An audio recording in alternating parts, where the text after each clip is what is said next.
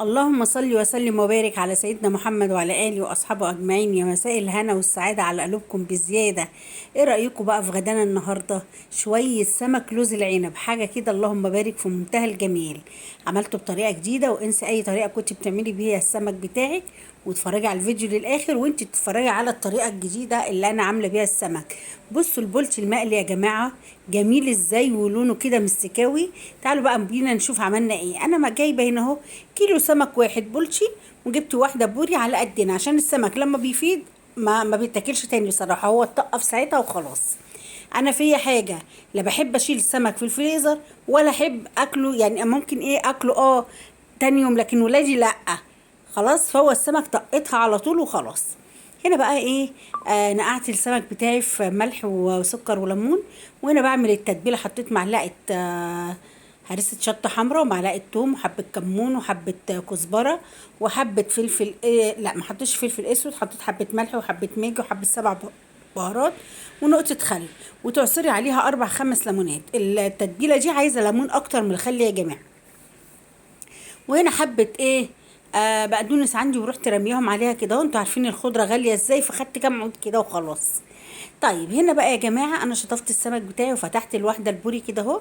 هتبلها كده اهو. البوري دي هعملها سنجاري في قلب الفرن. والباقي دوت حد طلب واحده مشويه، والاتنين التانيين هنقليهم اللي هم ال3 سمكات اهم. انا يا دوبك جايبه على القد علشان يا دوبك هي الطقه ويخلص السمك وخلاص، ما يباتش مننا حاجه تاني. وادي هنا السمكيه البولشي بتبلها برضو من جوه. دي اعتقد اللي هتتشوي عشان مش مفتحاها. اما الباقي بقى يا جماعه، الاتنين التانيين انا مفتحاهم من الجناب عشان يستووا في القليه اهو. وهنا بتبل بقى جنابها التتبيله الرهيبه ديت، تحفه يا جماعه، وريحتها مش قادره اقول لكم عامله ازاي. وهنا بقى في الفتحات اللي انا مفتحاها ديت اروح حاطه برده شويه تتبيله كده اهو، عشان السمك لحمه يتحيق ويبقى طعمه حلو وانتي بتاكليه. خلاص.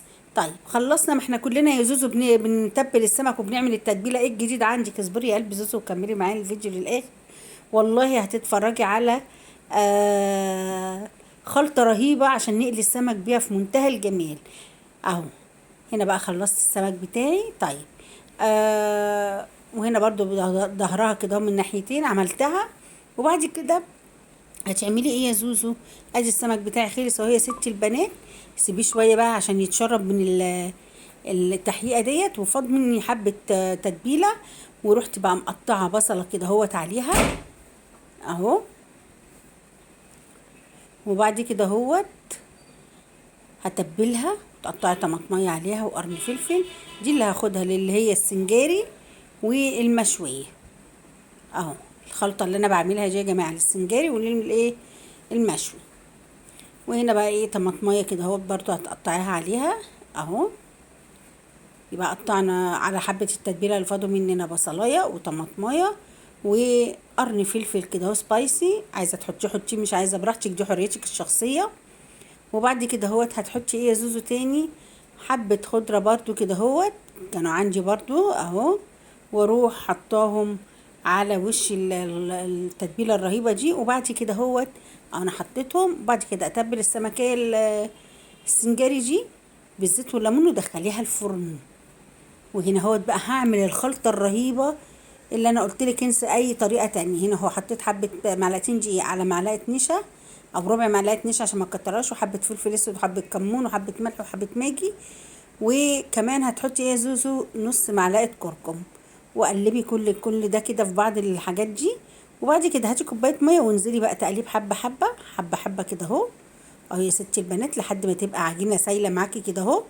دي اسمها التلحيسة اللي هنعمل بيها السمك بتاعنا عشان يبقى مقرمش وفي منتهى الجمال واللون النصفر اللي انتوا شفتوه دوت اهو. وهجيب بقى السمكة بتاعتي، السمك البولتي اللي هقليه واحطه في قلب الصينية كده اهو.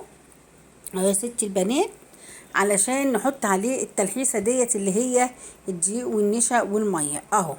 ارمي بقى السمك كده. شوفي بقى انت هتعملي بعدكوا قد ايه. انا عايزة هعمل 2 بس مقلي، وواحدة شويتها وواحدة عملتها سنجاري اهو.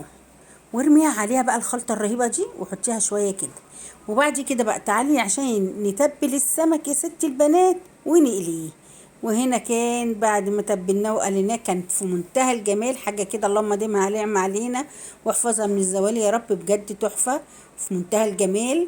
واحلى لايك من ايدك الحلوه ما تنسنيش بيه، ولو جديده معانا في القناه فعلي زر الجرس عشان يجيلك كل جديد من زوزو يا قلبي زوزو. ربنا يديمها نعمه علينا ويحفظها من الزوال. ويلا يا ستي البنات لايك كتير كتير كتير عشان الفيديو يستاهل والله. واترككم في رعايه الله وامانه.